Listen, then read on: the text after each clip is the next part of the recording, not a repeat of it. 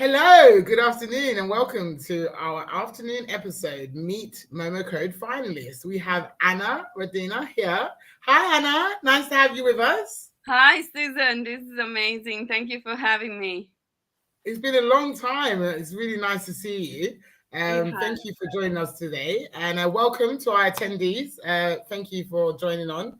And you're going to listen to Anna's journey and her experience. So let's crack on.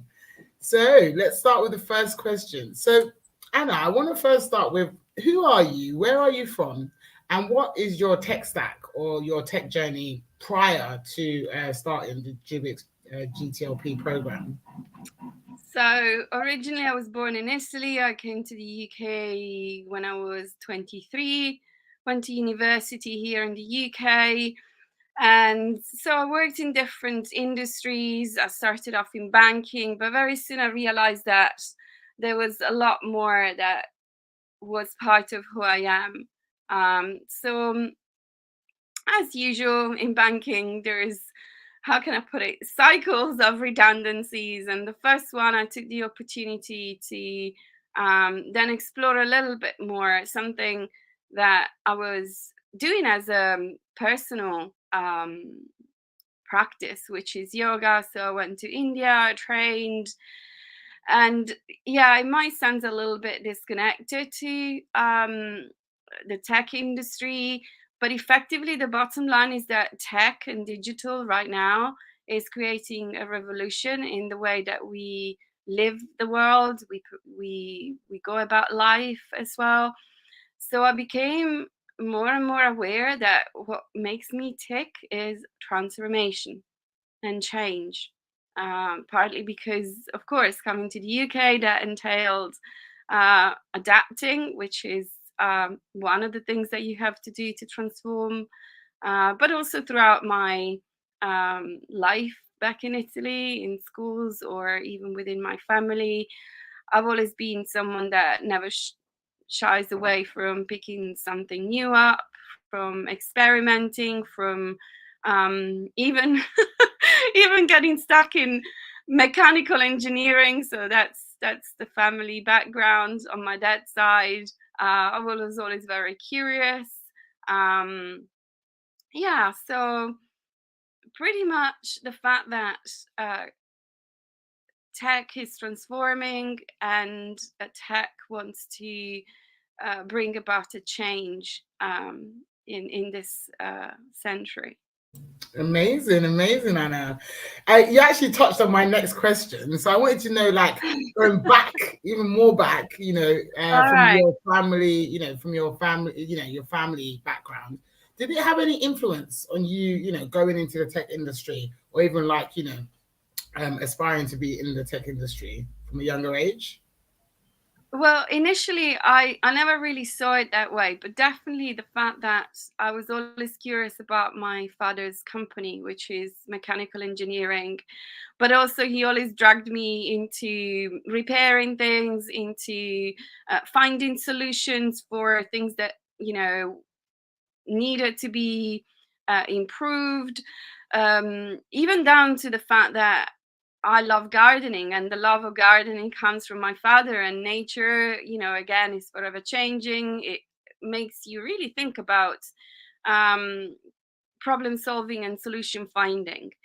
So, and these are really the mindsets that anyone that wants to be, again, in this very transformational, forward thinking revolution, um, having this kind of mindset and the adaptability that comes with it is quite important. And it definitely gives you that edge to be able to then develop new software, new concepts, um, improve them, because there's always improvement as well. So it's all about providing solutions and finding ways of also experimenting without fearing whatever the outcome. This is exactly what my dad taught me. He, you know, he would he would try one thing and then he would go, all right, that didn't work. And again, I learned from him the concept of the retrospective. So, all right, let me walk back. What did I do? Why did I do this? What was the logic? You know, that whole mindset has been with me since, I don't know, I was very young, probably 9, 8 years old. I love that. I love that. I love that was all ingrained in you. And like you said, technology covers a lot of different areas, right? Which people don't understand, that you could actually be learning, you could have strengths in other skills that are not technology, but Right. you can actually have those transferable to technology, right? Yes, because the skills are about not necessarily where you acquired, but the fact that you have acquired them. I was his assistant, literally. He would go. I mean, I can even tell. There's one thing that is so engraved in my memory. I still remember it. So the braking system of this Fiat 500 had broken down, and for Okay. whatever reason, for whatever reason, he wanted to repair it himself. However, to bring the fluid through the pipes, he needed an assistant. So he explained to me from A to Z what the whole process was, Wow. why he was doing it. Yeah, he gave me the full insight. And then he was like, okay, now I'm going to give you instructions. And this is why I'm giving you this instruction. So even just that experience for a little girl, yes, for me it was a fun thing. But then when I reflect onto the journey that was embedded into that experience, the amount of skills that he transferred to me, it's invaluable. And this is Absolutely. just one example, and then we had others, because he trusted me, he tested me out on that, and he's always been very open. Oh, that was a test. Now you can do other things. Now come and we can do this other project, and then we can do this other project. Amazing, Yeah. amazing. That goes into my next question. What made you choose to participate in the JUUBIX GTLP? Two things. The concept that you are creating, which is incredibly futuristic, is but at the same time here with us, real. All the elements are there, they're scattered. And here there was Susan wanting to bring them all together under one roof. And I really liked the way that you made everyone feel comfortable with each other across the globe, the way that you were directive, but also you wanted to let people shine. So there was this, again, there was this balance of duality. That yes, you are in charge, but also you were more than open and keen for everyone to come forward, to be themselves, to bring who they are, to support you. And then you gave back by making everyone shine and feel, I would say, happy to be together. Amazing. Actually, you say me, but even some other candidates that we've been interviewing, they've also expressed, how they really enjoyed working with you, Anna. And you brought some, charisma Wow. and excitement. I know because you're so young. This is why you Yes. brought that Yeah. amazing vibrancy. So yeah, I mean, how do you feel about that? Knowing that that's what It's others it's said about you. beautiful to hear that through the program I was able again to be who I am, full of energy, really, enthusiastic, but again, um how can I say this? To fully bring who I am in my youthfulness and light-hearted spirit, encouraging people again like you to be who they are and to to bring out even ideas that are seemingly wild, but they might have an application. So why not? Absolutely, absolutely. So, in terms of like while you were contributing, what areas did you cover? Because I know you kind of did a kind of like Scrum Master, project management kind of role. Yes. What other areas did you So cover? Yeah. yeah, you brought me in as a Scrum Master, and it was amazing to be able to be at the beginning of that journey with you, where you were still testing out um, how to put teams together, um, and what what to give teams to do. So designing, I would call it a loose structure within which people could contribute to their full potential. I really enjoyed helping you and the teams to find their ground, to begin to also apply just the basic foundations of Scrum Mastery. And yes, there was a bit of project management, but that again was the challenge to begin to fuse the two things together, because any startup needs a form of structure, which is normally done through project management, the classical route. But then if, like in your case, in JUUBIX case, there was more of, how can I say, an intention to move instead to a more agile way of doing things. So for me, it was great to be at that junction of transition. And I'm really grateful that you gave me that opportunity. Yes, I remember actually you working on the gaming side as well as the front end Yeah. side. How did you like that dynamics? I mean, have you ever worked on a game before? And how did you find the experience? Sorry, I laugh right now because I'm not a gamer. I absolutely know zero. I mean, imagine that. I threw myself into an area that I absolutely know nothing, but that's what I like. That actually is what makes me tick. Being in a completely unknown environment and having the personal challenge and rising up to that challenge to understand more what is required, not just of me, but what is required in terms of um, in terms of professional skills, in terms of knowledge base, and go and find it. And so I love that sort of researching, discovering, understanding, and then putting it all together. Yes, it was challenging, but I loved that I could really sort of apply other skills that I've learned elsewhere to guide me through something that was completely unknown. I don't shy away from unknown things. And I loved the way that I then used the coaching experience and skills that I have to bring out the answers from the teams. So that's also how I went about um, understanding for myself the front end and the back end of the gaming tasks that you were giving us.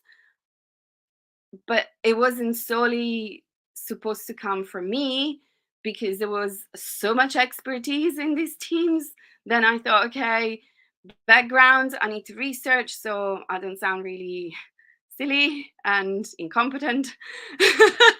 But then here we have a huge pool of talent and knowledge and experience. So as a Scrum Master, I was asking questions and bringing it forward and creating that exchange among all the participants. Amazing, amazing. Yes, I just think you definitely brought that well-being vibe. You didn't just want to kind of delegate or kind of, you really brought that sense of how well is the team doing to get collectively as a collective team, and where they're coming from in terms of their mindset and their well-being, as well as obviously the skills that they can offer. So I liked that attribute in yourself as a leader. I Yes. felt that you really did, you were very concerned about those aspects as well as getting the job done. Absolutely. In life, but also in business or in any profession. And I guess this is because it's how I live life in general. There has to be a balance. Things just can coexist. You can really push people to deliver over 100%, but then you don't want to risk, let's say, burnout, or if there is a personal situation and that you begin to see that it comes into the team and affects the day to day or how things are done, well then, and I remember we did have a few conversations with people that were experiencing difficulties at personal level, and we said, well, you come first, because it's you who comes here and supports the project. And if right now what's going on in your life is not creating the 100% that you would like to give, well then take a step back. And it is important. It's so, so important. Absolutely. Just giving people that time to take a step back, they're even more willing to come back with even 1,000%, right? Right. Exactly. It is. And in a way, I've been in so many different offices, industries, teams. Again, it's quite unique of you and JUUBIX, because you are creating the company and the space within it. It's quite unique to find a leader that recognizes that and goes, hey, I'd rather you forgo 2 days of work, for argument's sake, than be here, I don't know, 1/3 of yourself every day. Yeah. Take that time, do what you need to do to come back and be the 100% that you want to be. But right now we are, you're fighting with the fact that you're not able to give that. Yeah. Absolutely.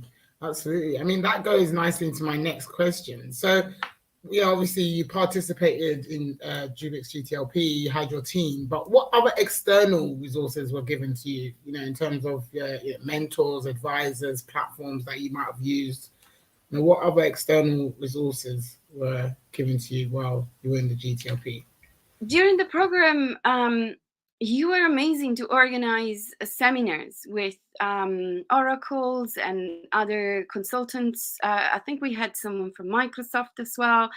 So going back to the knowledge base and the gaming environment that I didn't know much of, especially at technical level, those I really valued as moments to dedicate time and acquire then the knowledge to support the work that I was doing with the teams. So that was very good and so precious, that you were able to access all of these experts and bring them into the sprints and support not just me but the team as well. And there was great questions. People were really curious to find out more, because everyone understood that it was your contribution and support towards the ultimate goal, to build JUUBIX. Absolutely. I actually remember you and the Microsoft lady actually having some synergies in regards to mental health and well-being as well. So yeah, that was really cool to see. Yes.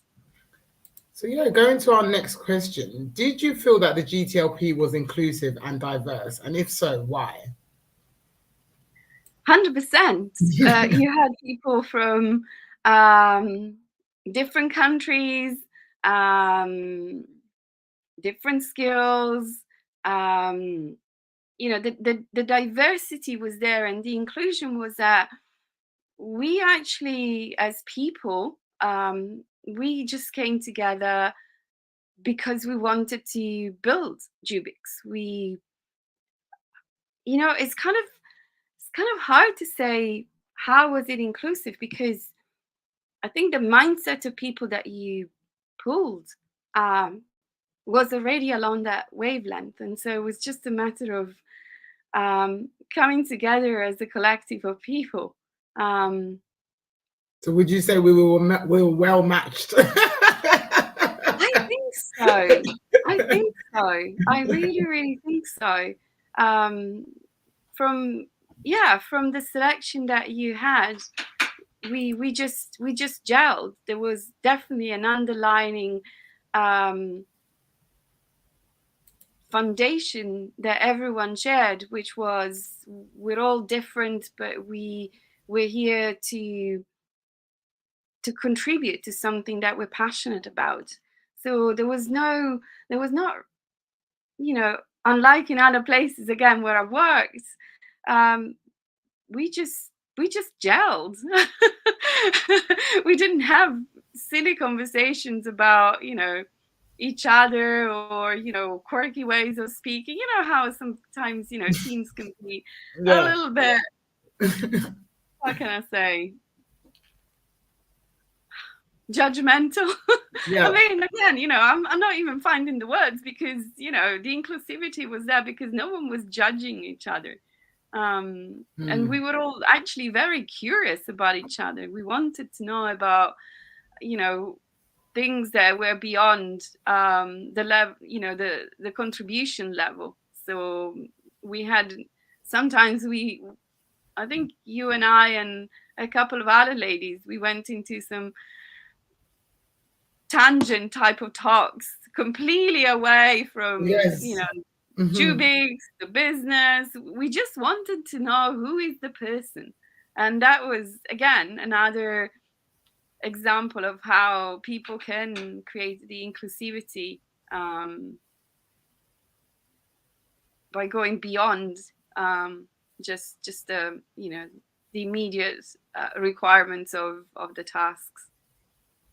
Yes, absolutely. I mean, I actually wanted to put in a question there where, as a, obviously a female, did you feel that there was any biases in terms of your decision making, your, participation?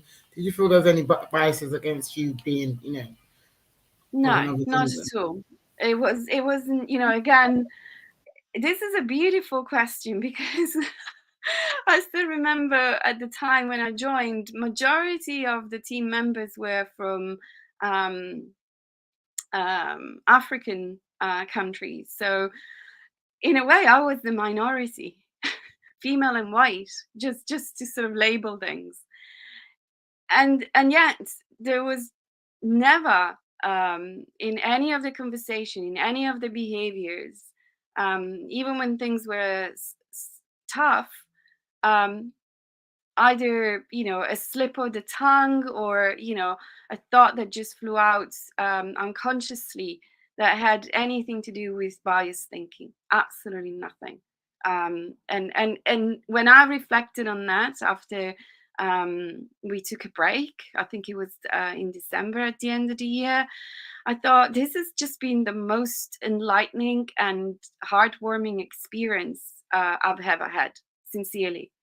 It was just so beautiful because it was pure, in the true ethos of JUUBIX. Oh, you're gonna make me cry. I love Well, that. I love you that. me on No, the because spot. when you're trying Sure. so hard to do something, but to actually hear, from the people themselves, I mean, that is just, Yeah, yeah. yeah. You got me on this goal to reflect and retrospect, and that was, I think it was a few weeks after we broke up for Christmas that really popped up, and I thought, wow, that's amazing. Yeah, absolutely, absolutely. I mean, it actually goes nicely into my next question. So my next question is like, what do you think of the actual JUUBIX solution? So the actual product that you contributed to, like, what do you think it could do, in the world globally? How do you think it could invoke change? The first thing that comes to mind is it will begin to spark a shift in mindset.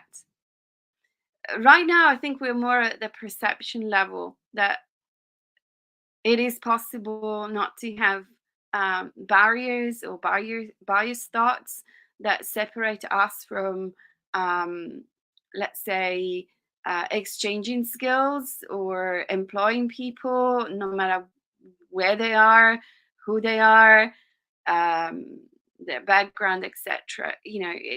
There's still a subtle level, always that interference. But having a platform that turns matching people and business needs in a gamey way, that is definitely a game changer in itself, because it completely eradicates even this subtle but still present biases that we carry when we select people, whether it is reading a resume as opposed to even interviewing someone online. Even lately I've been to interviews and people just have this, let's call it natural tendency, because everyone does it, to pigeonhole others, and then the whole conversation revolves within the pigeonhole that someone's already put you. And I keep thinking, what's the point? Really, what is the point? Whereas your solution is this multitude of possibility to connect people with people via skills, experience, etc., without, looking at those, conscious or unconscious biases that we still carry. Absolutely, I couldn't agree more with you, Anna. I mean, I would love to see how then mindsets, just by using a platform like yours, begin to really shift for real, not just talking about it, because right now everyone talks, but then the behavior is still stuck in what I call the default mode network. And there's this disconnection between what we say and what we do that is still, perpetrating the biases. Absolutely. And let's say the unfair choices that we're at either, at the receiving end or that we make. Yes, absolutely. I mean, I've been to events where they're talking about diversity and inclusion. You've got the lady up there, one of the panel members, and she's like advocating for women and, financing women. So of course, someone like myself, I'll run over to her after the event, just because I feel like, there's so many synergies there, only to have, the back turned, like, oh, so you're on stage advocating for all of these things. You're not actually truly advocating for those things. So yes, exactly. Is the disconnect? Is this constant incongruency between what we say and what we really do? Yeah. And I think people that have this disconnect, they're probably not even aware that they are doing it, to be honest. Or they think you're the one with the problem. Right. Even, yes. Then there's the shot, then there's the projection, exactly. When they become consciously aware, or if, like you said, go up to a person and begin to spark the conversation from the true perspective, then yes, then sometimes the tendency to push away, because, and as you know, I am super passionate about the mind, because the mind begins to, receive a different message and goes, oh, I'm not ready for that. So then, yes, when the mind goes, I'm not ready for that, then you get that projection coming back at you. Absolutely. And it's all to do with the default mode network that, it just dictates every single action, because automatically, without even knowing, it produces thoughts that turns into then words and actions. Absolutely. I couldn't agree with you more. I mean, at the end of the day, the more inclusive we are, the more equitable we are. I don't know why people don't understand that diversity could, change your revenue to 300 plus%, because of the value that diversity adds. So yeah, definitely something for people and companies to consider, and obviously our audience members to consider as well. So yeah, I want to go into our next question. So our next question is what have you done since leaving the GTLP program? What else have you been involved in since then? So right after that, I began to interview quite extensively to go into companies and be a Scrum Master or an Agile coach. think I spent about, so it would have been over 6 months doing that. But to the point where the same answers were coming back all the time. So, yes, you're a great coach. Yes, you can do this. Yes, you'll be able to, conduct the ceremonies, etc. But there's just one niggling thing, the 1% rule of dismissal. This is how I've labeled it now. There's 99%, but there's that one thing missing, the 1%. So we'll tell you no. And what is that? That I don't have digital development experience within a team. They call it team experience. Um, to the point that the last interview I had was actually with a friend who I know from Agile meetups and the Agile community here in London. And again, the same rejection was put out to me, and I said to him, well, then how am I going to get the experience? And the answer was, well, you'll go on a course and you'll do that and the other. And I thought, this is absolutely nonsense, because the experience is when someone takes a chance on you and gives you an opportunity, because you have the 99%, and if the 1% is missing and there is an opportunity to give that person the experience that is missing, then why not?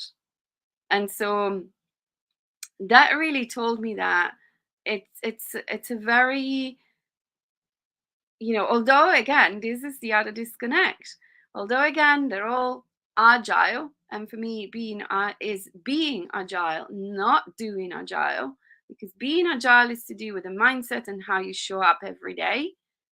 And doing agile is implementing methods, tools, you name it, protocols, rules, blah, blah, blah, blah. So that's the disconnect. Again, I realized, okay, well, what is this telling me? What it's telling me is that I probably don't fit in, and that's all right. I'm still passionate about transformation. So if transformation in an agile way is to do with companies, and companies don't seem to see the value, like you said earlier, of someone like me going in and helping them to do that, then I'll devote my energies, talents, experience, and everything else that I have right now into body transformation. So I picked up a 14 weeks personal training course. I'm now a fully qualified fitness trainer, gym instructor, and PT, on top of being a yoga teacher as well, and a mindset transformational coach. And that's what I'm doing. So I guess I have added another piece of the puzzle to the wellness capabilities and experience that I have. And yeah, I'm creating my company to do that. Amazing. I love that. I love that. You tried, you went in there, kind of, full of hope. I wanted, obviously, from the Scrum perspective, you chose your mind, right, to think, actually, if you don't want me over here, I can go over here, right, with the same skills, exactly, same value, and bring it over here. So, that's another key thing, in terms of leadership, because obviously, choosing what is right for you, it's a really key aspect of decision making. So, yeah, kudos to you, Anna. Well, if I may add, what really also gave me the assurance that I was in the right place was the first day I turned up in Virgin Active Academy for 2 day. Actually, it was a 2-day weekend because we had to recoup on the Easter Sunday that we couldn't do. After about half a day, one of the two tutors, she was like, you're in the right place. You are already a fitness coach. You're already a fitness professional. Obviously, there are things that you need to learn and refine, but you're in the right place. And the acceptance and the valuing of what I was already what I had that I was bringing was just, oh, I mean, I was overwhelmed to start off with, but then it began to form the foundation and the assurance at personal level that I had made the right choice. Amazing, amazing. And so I just want to ask you, if you wanted to give advice to, up and coming software developer, I know you didn't really go down the development side, but what would be your advice, just even for somebody that's, trying to find their way, trying to find the right career, what would be your advice to them today? That's a huge question. Take your time.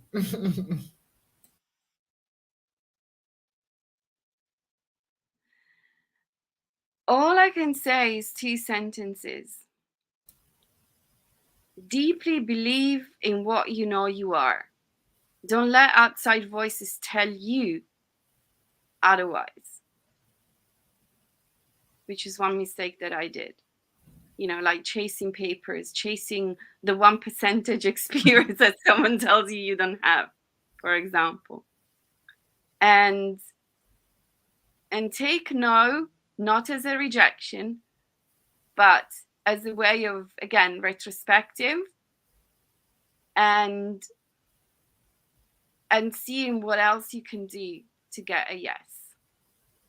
Or even just try again, get up, dust yourself off. It was a no for whatever reason. Maybe there's nothing you need to change, because this is something that my acupuncturist told me.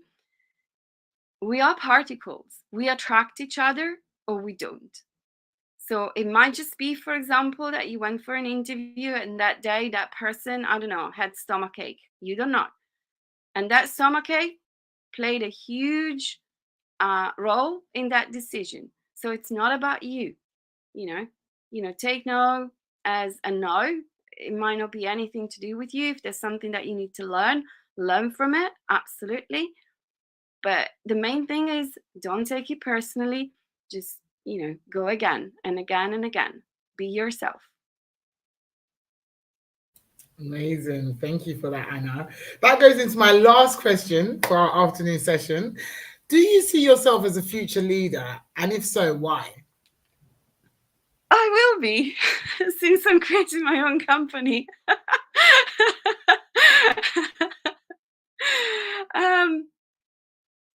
Why? Why do I see myself as a future leader? I really, one of my biggest wishes is to touch a lot of people in whichever way I can touch them with who I am, and bring happiness to them.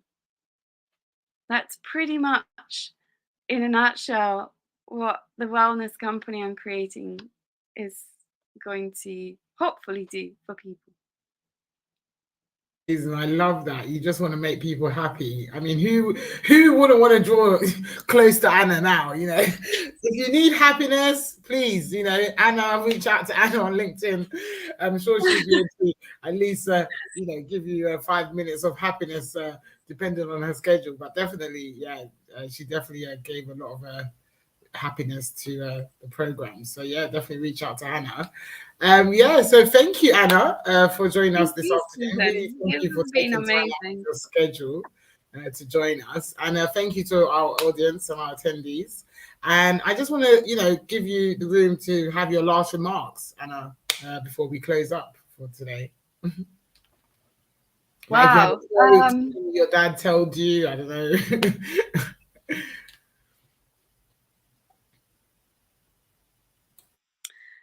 Nothing is impossible. Oh, I love that. Nothing is impossible. You heard it from Anna here today, this afternoon. go, go, go, go, and keep going.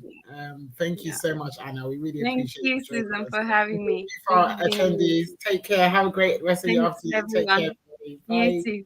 Bye. Bye-bye. Bye. Bye.